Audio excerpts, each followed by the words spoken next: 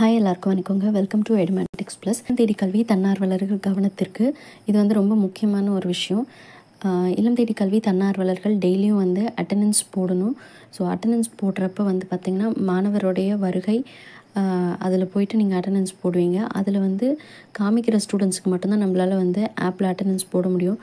Suppose உங்களுக்கு வந்து எந்த ஸ்டூடெண்ட்ஸுமே வந்து ஆப்பில் காமிக்கல அப்படின்னா நீங்கள் வந்து நோட்டில் தான் வந்து மேனுவல் அட்டெண்டன்ஸ் தான் வந்து போட்டுட்டு வரணும்.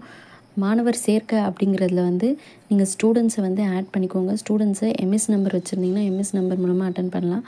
அப்படி இல்லைன்னா வந்து ஸ்கூல் நேம் டைப் பண்ணி அப்படியும் கூட வந்து நீங்கள் ஈஸியாக ஸ்டூடெண்ட் நேம் வந்து ஆட் பண்ணிக்க முடியும். ஸோ கரெக்டாக வந்து ஆட் பண்ணுங்கள்.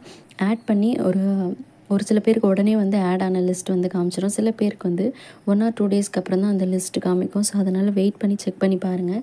ஒரு சில பேருக்கு வந்து அப்படி 1 or 2 டேஸ் ஆனாலுமே அட்டெண்டன்ஸில் வந்து நம்ம யாரை ஆட் பண்ணியிருக்கோம் அப்படிங்கிறதுலாம் வந்து காமிக்காது. ஸோ அப்படி காமிக்கல அப்படிங்கிற பட்சத்தில் நீங்கள் வந்து முடிஞ்ச அளவுக்கு டெய்லியும் வந்து ட்ரை பண்ணி பாருங்கள். கிடைக்குதா, அந்த நேம்ஸ் எல்லாம் ஷோ ஆகுதா, நீங்கள் வந்து சேவ் பண்ண நேம்ஸ் அப்படின்னு சொல்லிட்டு. இல்லைனா சேவ் ஆகியிருக்கிற காமிக்கிற அந்த நேம்ஸ்க்கு மட்டும் அட்டெண்டன்ஸ் மார்க் பண்ணுங்கள். மேனுவலாக எல்லாருக்குமே வந்து அட்டெண்டன்ஸ் போட்டுகிட்டே வாங்க. ஏன்னா இது ஒவ்வொன்றுமே வந்து பார்த்திங்கன்னா நம்ம கோஆர்டினேட்டர்ஸ் செக் பண்ணுவாங்க. அட்டெண்டன்ஸ் வந்து நீங்கள் எவ்வளோ வந்து போட்டிருக்கீங்க, அந்த ஃபோட்டோஸில் வந்து எத்தனை மெம்பர்ஸ் வந்து இருக்காங்க, அண்டு எத்தனை மெம்பருக்கு நீங்கள் அட்டெண்டன்ஸ் போட்டிருக்கீங்க, ஃபோட்டோவில் அத்தனை மெம்பர்ஸ் தான் இருக்காங்களா இல்லை கம்மியான மெம்பர்ஸ் இருக்காங்களா அப்படிங்கிறது எல்லாத்தையுமே வந்து செக் பண்ணுவாங்க. ஸோ ரெகுலராக உங்களுக்கு ஸ்டூடெண்ட்ஸ் இருந்தால் தான் வந்து கண்டினியூஸாக நம்ம எந்த ப்ராப்ளமும் இல்லாமல் போக முடியும்.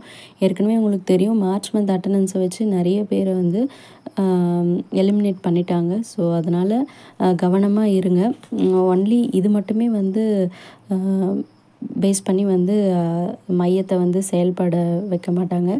மேனுவல் அட்டெண்டன்ஸ் சில பேர் வந்து போட்டிருப்பாங்களே, அதையும் வந்து கன்சிடர் பண்ணுவாங்க. அதனால தான் வந்து இந்த அட்டெண்டன்ஸ் ஒர்க் ஆகலைனாலும் மேனுவல் அட்டெண்டன்ஸ் மெயின்டைன் பண்ணிட்டு வாங்க அப்படின்னு சொல்கிறதுக்கான ரீசனே அதுதான். ஸோ அதனால் வந்து கவனமாக இருங்க அட்டெண்டன்ஸ் போடுறதுல. ஏன்னா அட்டெண்டன்ஸ் போடுறதுங்கிறது ரொம்பவே வந்து முக்கியம். ஆன்லைனில் உங்களால் போட முடியல அப்படிங்கிற பட்சத்தில் கண்டிப்பாக நீங்கள் ஆஃப்லைனில் பண்ணியே ஆகணும். அண்ட் ஆன்லைனில் நீங்கள் போடுறீங்க அப்படின்னா ஆஃப்லைனில் நீங்கள் போடுறதும் போடாததும் உங்களுடைய விருப்பம் தான். ஸோ அதனால் அட்டெண்டன்ஸ் மெயின்டெனன்ஸ் அப்படிங்கிறத எப்போவுமே வந்து கவனமாக வச்சுக்கோங்க.